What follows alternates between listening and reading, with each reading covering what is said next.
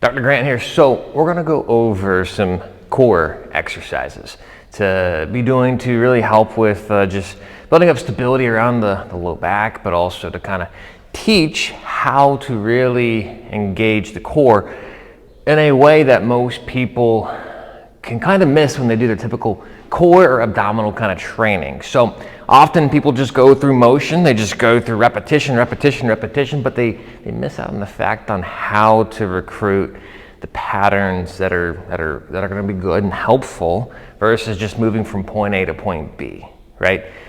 Our body typically goes through the path of least resistance, which isn't always the best path. It can lead to a path of injury. And so we want to really, when you're doing core training, to a degree, most of your training should be focused as a resisting of movement. In other words, I am resisting, say I have a band here, I'm resisting being rotated, right? Anti-rotational strength is what that is called. And then we also have anti-extension strength. So the coordination and the ability to resist extension of the torso and the spine. And then we also have anti-flexion, anti-side bend, meaning we're just trying to stay upright and not lose posture, essentially. Super critical. That is a huge function of our core that does not get trained very often. And then when we use our core to create movement, we want to do so in a way that isn't just putting our spine through great degrees of motion without knowing what we're recruiting and how to recruit it. By recruiting, I mean the coordination of muscles creating the movement pattern. So kind of the how you get there part of the equation. So some exercises that we're going to go through. We have here on the ground, just very basic stuff to start with. But if done right, you'll really begin to feel this in a way that, well, it'll change your game. So here, I want you to think about kind of drawing the belly button in and down and kind of folding of the rib cage downward toward the pelvis. So I'm flattening the back, but I'm not just pushing my back into the ground. I am actually kind of drawing in my stomach and then kind of folding my rib cage downward. And so I'm kind of engaged in this position. Obliques are engaged, abdominals are engaged, and I'm able to breathe still. So that's kind of critical. You want to still be able to breathe while creating that tension. So from here, I'll lift legs. We're gonna kind of squeeze legs together. This is kind of an upper abdominal kind of crunch. So you can put hands behind the head, but the thing is you're not pulling on the head, okay? You're gonna lift upward. You're gonna lift torso or chest upward, not toward the knees. So we're drawing that belly button in, folding rib cage, squeezing legs. We're gonna lift up and then back down. Maintain that tension, squeezing in the legs, drawing down on the belly button, and folding of the rib cage as we're going through the motion. And it's not a lot of motion, but when done rightly, you really, really should feel that engage the abdominals very, very well. And you likely will feel quite a bit of shaking in the body because of instability and just like, whoa, we got a pattern of recruitment that we're not used to, we're not strong with. So that's an upper abdominal crunch. Next, we'll go kind of into this position right here. Now, make sure you're comfortable doing this position first, but we're gonna be here, kind of in this knee tuck position in a way. We're on our tailbone, so if that's uncomfortable, don't do this one. But here, I'm gonna squeeze legs together, okay? And I'm gonna kind of drop knees down very subtly. And we're still thinking about that drawing of the belly button inward, folding of the rib cage downward to really, really engage the abdominal and core region and to provide stability. And so we're there squeezing legs. That squeeze of the legs creates what's called adductor or groin overflow to help stabilize the pelvis. And so we're doing that, and then we're gonna drop down a little bit and then slowly draw up. And we're still thinking about that folding rib cage, drawing at the belly button in, and you don't need a whole lot of reps there.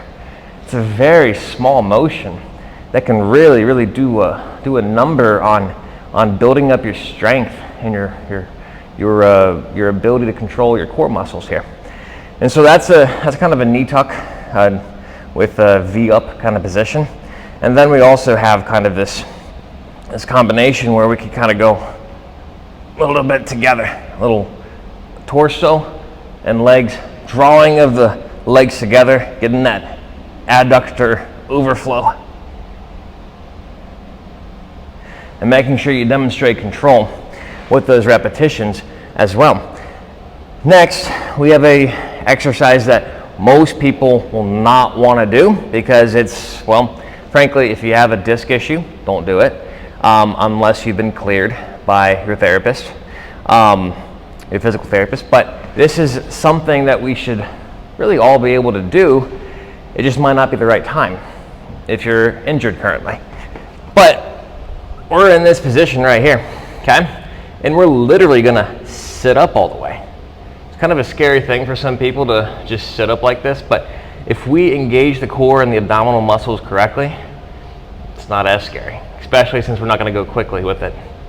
So, squeezing legs together, drawing belly button down, kind of folding rib cage, arms kind of up, and we're gonna slowly,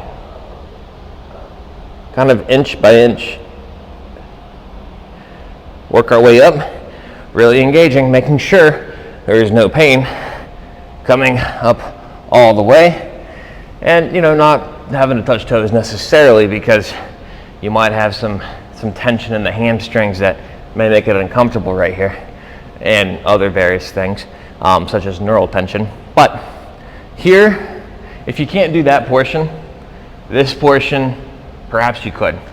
So we're engaged here, drawing belly button in, squeezing legs together, and really controlling, folding rib cage towards the pelvis, controlling our way down. And so that's working on resisting being extended, or rather kind of controlling it, what we call eccentrically, and demonstrating the control of our core. It's a lot better than just going through ballistic movements for a lot of people, because a lot of people will go through ballistic, quick, fast twitch movements without having this kind of foundation of ability to control their body. So we have that, and then we also have this particular exercise where we have that sit-up one, and this particular one is kind of a rotational one where you can do it seated. I'll actually demonstrate it that way. But it's a great one for the obliques and really can be done just about anywhere. So kind of on our tailbone here, legs are straight, still engaging through adductor or groin.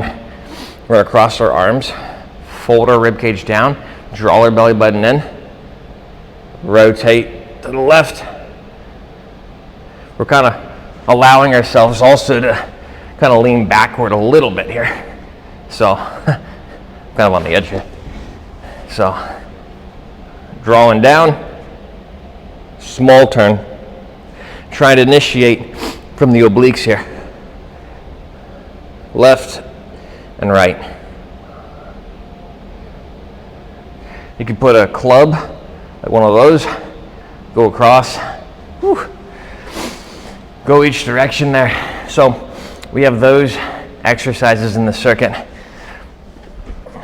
That's for the obliques there. And then you could also grab a band, or you could grab a cable, right? And you could, I don't have that set up right now, but let me grab something. So, doing one take of this. Just one take. So, got this band, right? We have this Paloff press. Now, the key is to really make sure that we're not going through this quickly. We're not trying to dominate with the arms, but we're trying to resist rotation and also have stability through lower body too. So we're in this split stance position, most of our weight's in this front leg. We're gonna grab a band or a cable. That's, you know, moderate tension to you. And from this litmus test position where we're just kind of here, if this is already too hard, it's too heavy, okay? And so we want it to be moderate. We're gonna press out. You're trying to resist the pull, but also try to resist leaning too much here. Staying kind of upright, engaging core. We're not extending, we're not rounding over. We're drawing belly button in, and we're folding rib cage down. And then we're slowly pressing out. Really making sure we're engaging through those abdominals with that split stance Paloff chest press. Then you have a variation where I'll demonstrate here on my knees just because of where I have the band anchored, but you could anchor it higher. We're doing an overhead press. And so particularly on the knees is actually a good way to do it. But again, drawing belly button in, core engaged as in folding rib cage here. And we're gonna slowly press up, and we're resisting side bend. Slowly press up, keeping that folding rib cage position, not extending through spine. And so we're here, eye level, pressing up, maintaining that position and not going, extending, and also not just pressing forward because we're rounded, but we want to maintain good core alignment and position there. And so those are some very basic core exercises to work through to resist extension, to resist rotation, to resist side bend. Now, something to resist flexion would very well be kind of a Romanian, like a Roman chair kind of exercise, right? Roman chair exercise where, or RDL would be also another way, where you could grab some dumbbells or kettlebells. And we're trying to resist flexion. So this is why this is a great core exercise, right? Butt back, chest forward, make sure you feel glutes and hammies. But we're trying to resist through the spine extensors, the flex of our spine. We're resisting the motion, that direction, right? We're having to maintain good posture and alignment. That's why this is a great core exercise for people too. But you want to not go too heavy. Make sure you have technique. This is something that requires a lot of understanding of the technique. But in principle, we want to feel the glutes and the hamstrings and not low back. Spine neutral, butt back, chest forward. Hamstrings stay close. We're not out here. And that right there is going to work on the core resisting flexion. So those are great simple ways to train your core in a way that is more functional and working on how we recruit the muscles instead of just going from point A to point B.